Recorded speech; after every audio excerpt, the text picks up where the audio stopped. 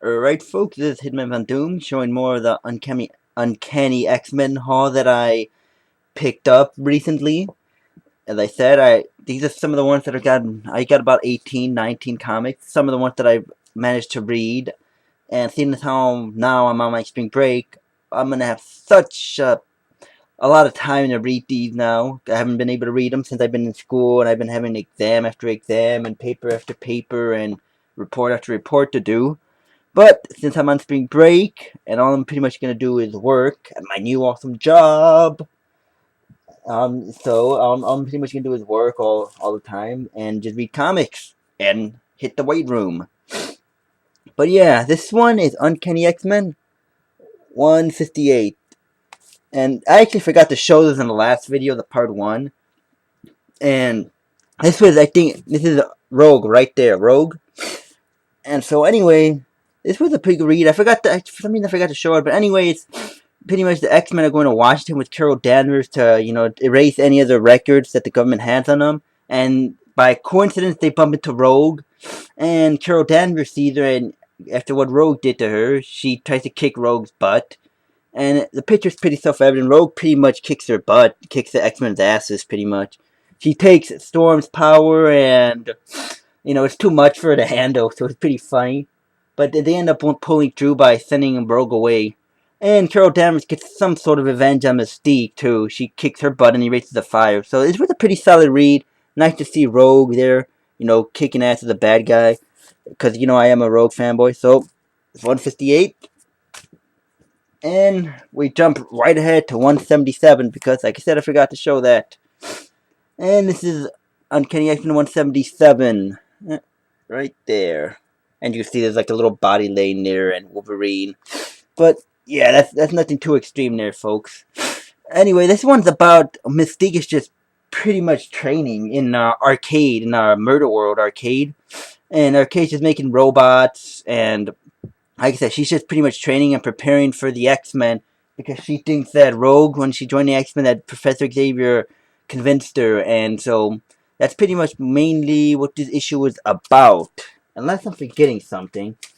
I was gonna take it out and maybe show some pages, but the tape on there is too.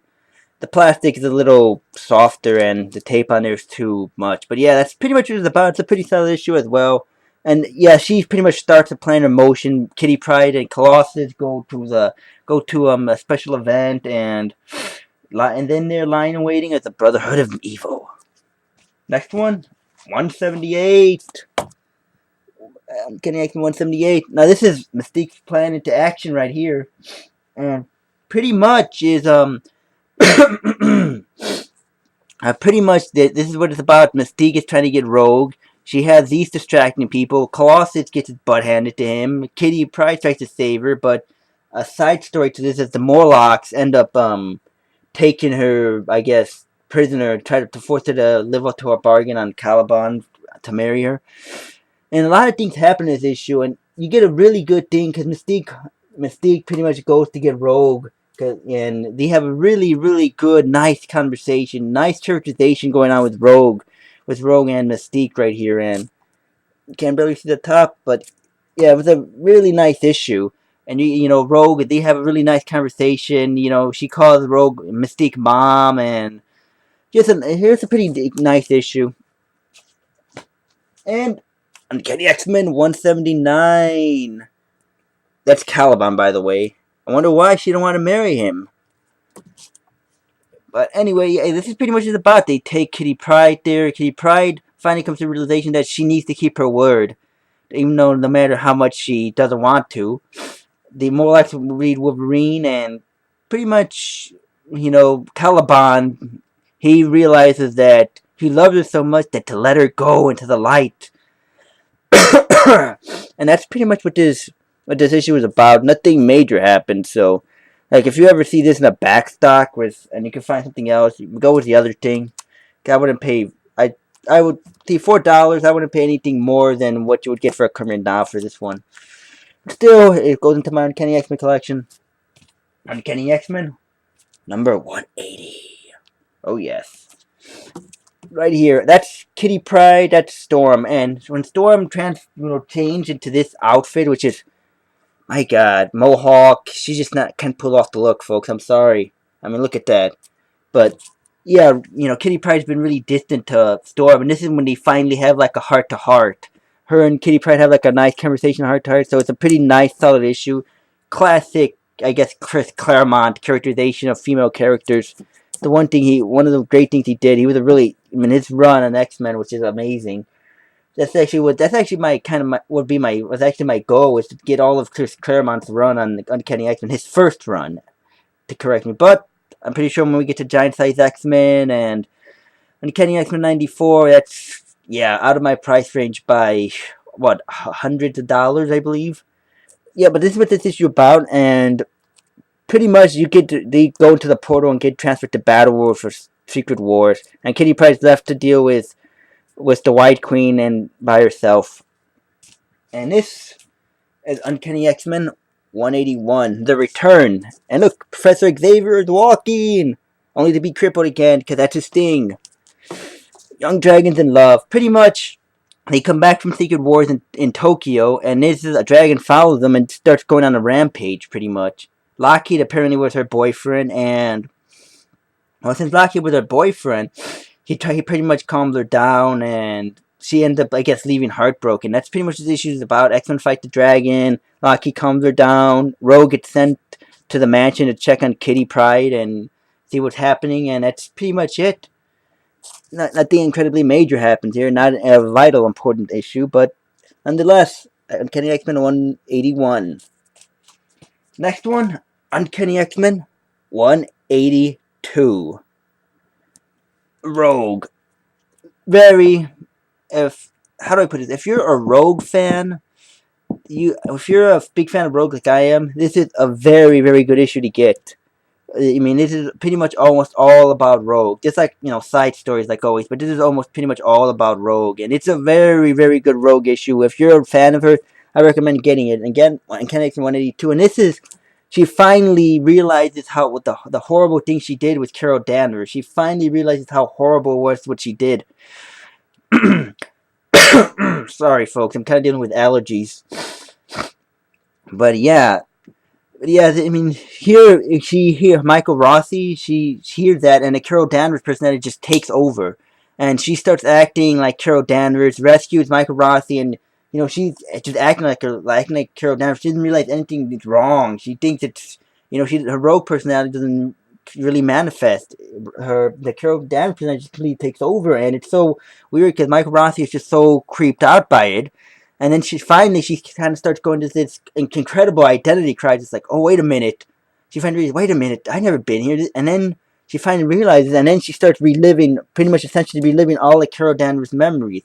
And she comes to terms that not only did she take her life from her memories, but she took all the feelings that were attached to those emotions, that she took all the feelings. Like, for example, the feelings that Carol Danvers had about her mother, like the feelings of love, that they no longer exist. Rogue is the one who feels them now. She took that away from Carol Danvers, so she doesn't know what to feel. She remembers her, but she doesn't have any feeling towards her. And this is a very good issue if you're a Rogue fan. Uncanny X-Men 183. And this is pretty much this cover pretty much says it all. Colossus ends up breaking up with Kitty Pryde in this one because he fell in love with some girl in Battle World and Secret Wars. Kitty Pryde takes like a leave of absence, and Wolverine takes him to the bar, and he was actually going to teach him a lesson, but Juggernaut did that for him.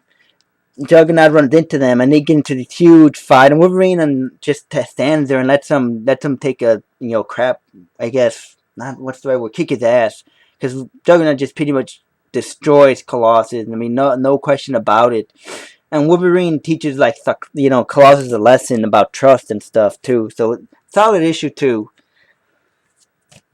This one, Uncanny X-Men 184, and right there, that woman laying there is none other than Rachel Summers, or Rachel Gray as she's being called now, and that's Selene. So pretty much what happens is Rachel Summers, ends up coming back to the present, back in time, because she goes from the Days of Future Days of Future Present? Well, something like that. Days of Future's Past. She ends up coming from that reality back in time to prevent the world, and she ends up running into Selene, and Selene tries to, I guess for lack of a better word, make her slave or Harriet slave. I think slave would be the appropriate term, and the X-Men come to save her, and Rachel Summers pretty much realizes that she's in the wrong time, wrong dimension, wrong time, wrong era, and she realizes this, and because she's like, Storm doesn't look this way. How's Professor Xavier walking? And she ends up collapsing. It kind of ends up in a cliffhanger, but it's a very solid issue. And Rachel Summers, man, God, just feel so bad for that character. Uncanny X-Men 185. Rogue Public Enemy #1. Pretty much when Rogue went to rescue and the Carol Danvers personality took over, Rogue pretty much went on a rampage. Well, not on a rampage, but she pretty much became a public enemy and a wanted criminal. And because of that, they end up hunting her down with like a neutralizer.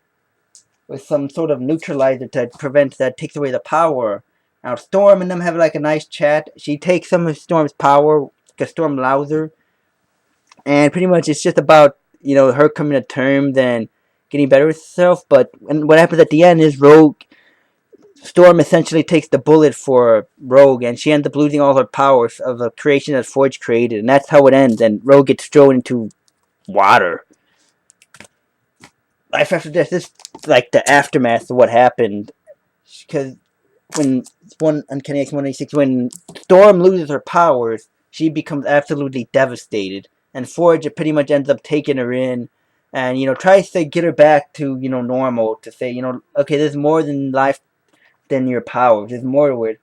And that's pretty much what happens. I mean, there's nothing else on it, but it's again a pretty solid issue. You get some nice characterization, and Chris Claremont was really well known for doing great characterization of people like this, characters, and that's one of the reasons he was so great on his first Uncanny X-Men run. But yeah, again, she realizes that Forge was the one who created the weapon, and so she hates him. But yeah, 187. Uncanny X-Men 187. It's the continuation of that story arc, Life After Death. And these creatures over there they pretty much oh bloody hell. I just noticed that my ordering it might be a little off. But anyway, these creatures are pretty much aliens that are trying to take over the world. And Forge and a powerless Storm are trying to fight these off. Rogue ends up coming in. Colossus ends up coming in. Just to try to help even the odds up. And what pretty much happens is... Oh, there's 188.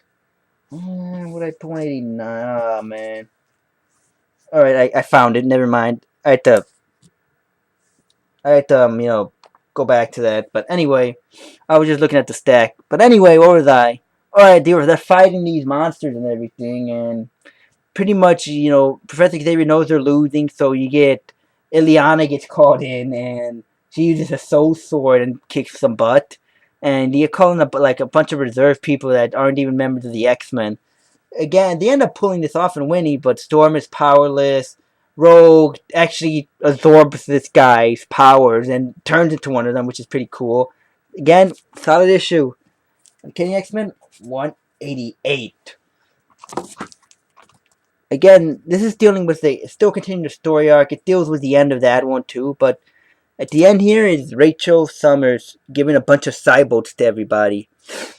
And the best part about this issue is when Nightcrawler is discussing matters about the mutants hunting us now, they create this weapon to take away the powers, and what ends up happening is he ends up, saying that Jean Grey died, and when Rachel Summers hears this, I mean, she completely loses it and just starts going in, because she was eavesdropping, and she cyborgs everybody. And not only that, but she convinces them, okay, look guys, you think you have it rough, here's my future, look where I came from. And she shows all the horrible things she saw in the days of futures past. I mean, Professor Xavier died. I mean, it's just horrible what happened to her and in her time period. It's like, you just can't help but feel so sorry for Rachel, man. I mean, it's just tragic what happened in her future, what she had to go through, man.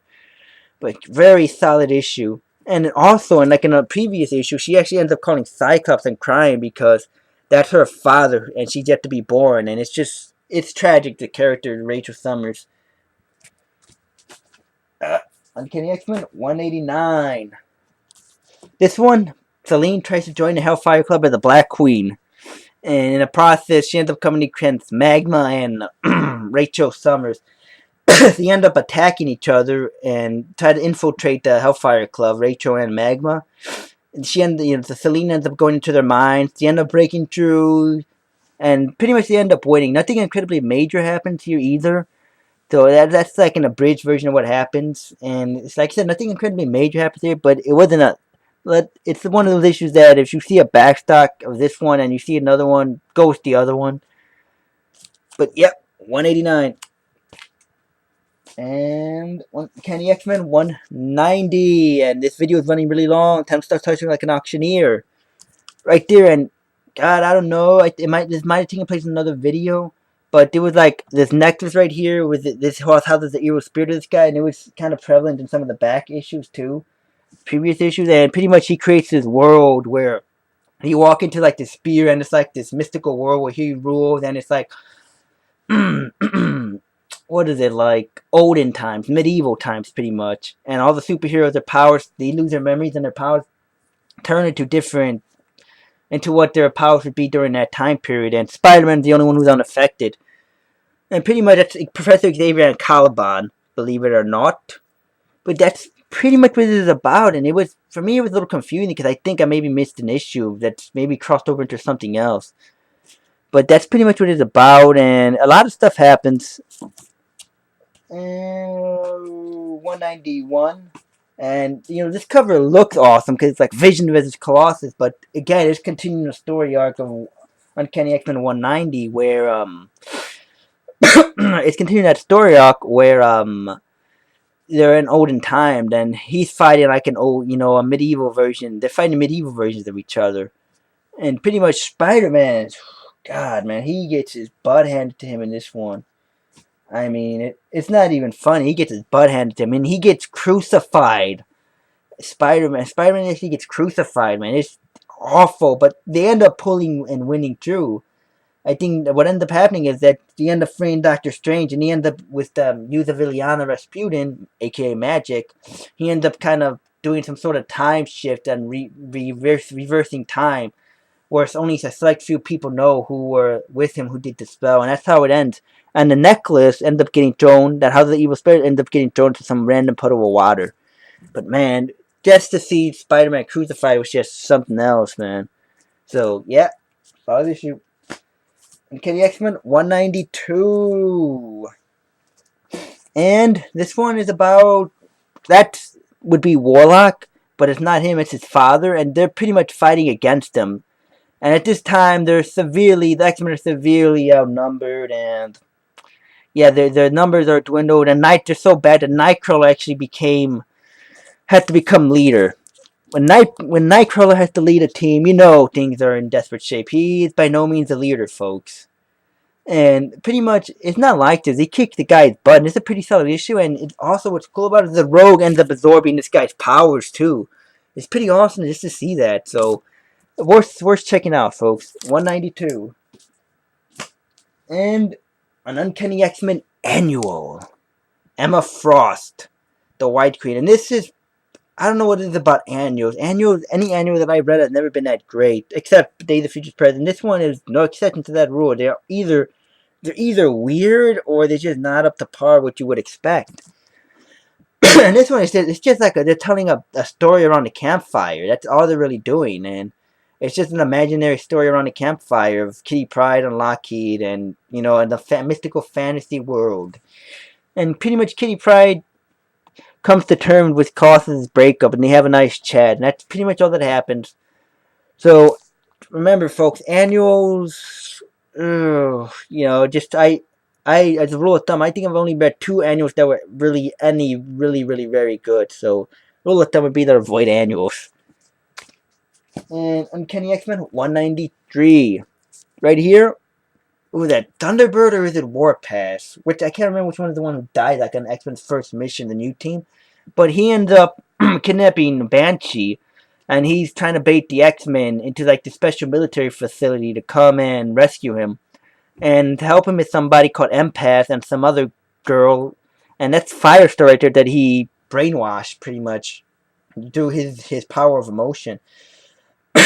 And so pretty much they come to rescue him at this facility, and what ended up happening is Rachel, again, great characterization with Rachel Summers, that because she used to be a hound, and they actually showed this in this issue 192, I believe, that her coming back from the airport, she her flashing back to what happened. So that I forgot to mention in the 192, so it's worth checking out this one too. 193, she used to be a hound, and she doesn't want to locate people psychically because that's what she used to do back in her present, and it's so terrible what happened to her, I'm telling you. It's just so tragic. But yeah, she doesn't want to do it, and she ends up passing out in the middle of the mission. Meanwhile, Professor Xavier is weakened, severely weakened, because he was attacked, and I'm pretty sure he suffered a horrible concussion. So he was horribly attacked, and he was healed partially. So he's weakened. Nightcrawler is leading the mission, so it's going to be a disaster. And it pretty much is a disaster, because Wolverine ended up fighting Warpath. It was a pretty nice battle, but Kitty Pryde, he ended up shooting some nerve attacks, and he ended up coming to rescue Kitty Pryde. And Warpath, I don't know if it either Warpath or Thunder, I can't remember which one died, but Warpath ended up kind of having a change of heart. He realizes that what he's doing is wrong. And what ends up happening is that they finally get that empath who's manipulating everyone's emotions, and Wolverine, he does his typical tough guy Clint Eastwood, shtick, pretty much, and he ends up passing out. Rogue ends up absorbing all of Firestar's powers. Well, not permanently, but if she ends up absorbing her, she gets knocked out of the fray. And the other girl that was with some Nightcrawler catches her. And Kitty Pryde has some pretty good moments too. He actually pulls empaths down through the floor, so that's pretty hilarious. And Rogue gives a fastball special, which is she throws the Colossus dead into machines. It's pretty cool too. So yeah, and Warpath ends up having a change of heart after speaking with Xavier, and the issue ends on a pretty solid note. Although with Rachel Summers, Rogue was this close to absorbing the powers, and she felt, like I said, Rachel was so scared that he would find out that she was a hound, and he would, I guess, disown her. But yeah, this one is Uncanny X-Men 193, and it's, again, folks, if you see this, if you see this in the backstock, and it's not incredibly expensive, which it shouldn't be, I mean, check it out. It's a pretty solid issue. So that's been my part 2 of the Uncanny X-Men Haul. And like I said, I have, let's see, we're on 193 right now. And I at least want to get up to 250. At least, I want to get up to at least 250. So we got a lot more videos to come, and I have a lot more, I guess, plot summaries and recommendations, like, pick this up, maybe avoid it. I got a lot more of those to throw out because, like I said, I don't want to show the comic books unless I have something intelligent to say, unless I can, I can say, give you a nice little plot summary, say, hey, this happened, and, hey, maybe, if you see it, maybe you should pick it up. If you see it in the backstock, I mean, it's worth checking out, or maybe it's not worth checking out. You could spend, your money on maybe a better backstock for less money, but, that's kind of what I want to do, read the comics and have something to say about them. So yeah, this has been my haul too, and I apologize for the length of the video. I mean, I'm doing less. It's essentially what I'm doing. I feel like I'm doing just mini reviews of these Uncanny X-Men. Like I read them, I'm showing them what I picked up, these hauls, and I feel like I'm doing like little mini. I feel like I'm doing little mini reviews, and that's what I feel like I'm doing. So it's a little weird for me. So it's a little weird doing these mini reviews, and I apologize for the length of the video, folks. I mean, maybe I'll try talking like an auctioneer next time. I don't know, but yeah, thanks for watching, and this is goodbye. See, I'm waving. Goodbye. I'm not doing that awful John Cena like you can't see me thing, but goodbye, folks. Thanks for watching.